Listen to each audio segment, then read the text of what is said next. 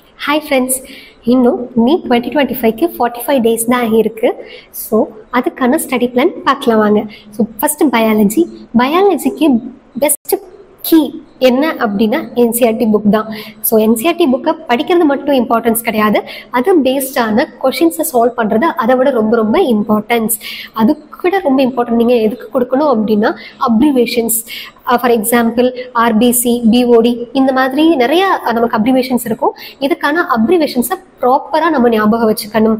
ஓகேங்களா? நெக்ஸ்ட் பார்த்தீங்க அப்படின்னா அசர்ஷன் ரீசன்ஸ். நிறைய ஸ்டூடெண்ட்ஸ் அதில் தான் நிறைய மார்க் யூஸ் பண்ணுறாங்க. ஸோ அந்த மாதிரி அசர்ஷன் ரீசன்ஸ் கொஷின்ஸ் எல்லாம் நிறைய நீங்கள் என்ன பண்ணணும், சால்வ் பண்ணணும். அப்படி சால்வ் பண்ணும்போது உங்களுக்கு மார்க் ஆட்டோமேட்டிக்காக இன்க்ரீஸ் ஆகும். ஸோ நெக்ஸ்ட் பார்த்தீங்க அப்படின்னா ஃபிசிக்ஸ். ஸோ ஃபிசிக்ஸ் வந்து ஒரு டாபிக் எடுக்கிறீங்க அப்படின்னா அந்த டாப்பிக்கோட கான்செப்ட் படிங்க. அது பேஸ்டான சம்ஸ். அது வந்து ஃபர்ஸ்ட் உங்களுக்கு ப்ரீவியஸ் இயர் கொஸ்டின் சம்ஸை சால்வ் பண்ணணும். அதுக்கடுத்து example sum, NCERT example sum, exercise sum, அதுக்கடுத்து எக்ஸாம்பிளர் சம். இந்த ஆர்டரில் சால்வ் பண்ணிட்டு வாங்க. எதையுமே மிஸ் பண்ணாதீங்க. இது எல்லாமே ரொம்ப ரொம்ப இம்பார்ட்டன்ட். இதில் இருந்து தான் நமக்கு நீட்க்கு கொஸ்டின்ஸ் வரப்போகுது.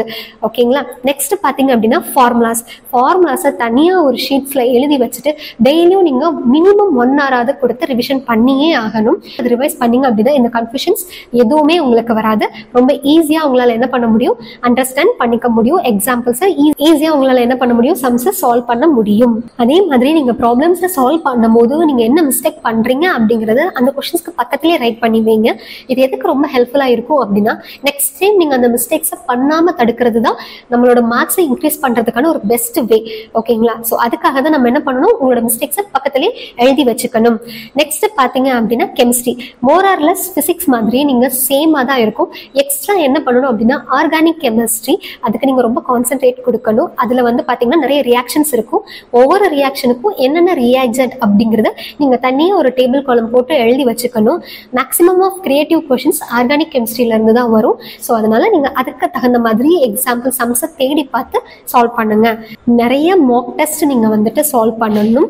அது மட்டும் இல்லாமல் லாஸ்ட் ஒரு 5 to 6 yearsக்கான ப்ரீவியஸ் இயர் கொஷின்ஸை டவுன்லோட் பண்ணி வச்சுட்டு அதில் இருக்கிற எல்லா கொஷின்ஸுமே நீங்கள் சால்வ் பண்ணியிருக்கணும். நீங்கள் எக்ஸாம் போகிறதுக்கு முன்னாடி செக் பண்ண வேண்டிய ஒரு முக்கியமான விஷயம், அந்த ப்ரீவியஸ் இயர் கொஷின் இருக்கிற எல்லா சம்ஸுமே நம்ம சால்வ் பண்ணிட்டோமா அப்படிங்கிறத செக் பண்ணிக்கணும். 2-3 டைம் இருந்தாலும் பரவாயில்ல, நீங்கள் திருப்பி அதை போட்டு பார்க்கறதுல தப்பு கிடையாது. ஏன்னா அதுதான் நம்மக்கிட்ட இருக்கிற ஒரு பெரிய சோர்ஸ்.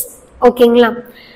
எக்ஸாம்ஸ் எழுதும் போது ரொம்ப ஃபோக்கஸா பிரசன்ஸ் ஆஃப் மைண்ட்ஸ்ல இருந்து நீங்க எக்ஸாம்ஸ் எழுதுங்க. இந்த மாதிரி உங்களோட நீட் ஜர்னியை ரொம்ப ஈஸியா சிங்கிள் அட்டம்ப்ட்லேயே ஹை ஸ்கோர் எடுக்கணும்னு நினைக்கிறவங்க எல்லாருக்கும் ஒரு பிக் ஆப்பர்ச்சுனிட்டி என்ன அப்படின்னா நம்ம ஜிகே அகாடமியில் March 27 கிராஷ் கோர்ஸ் ஸ்டார்ட் ஆக இருக்கு.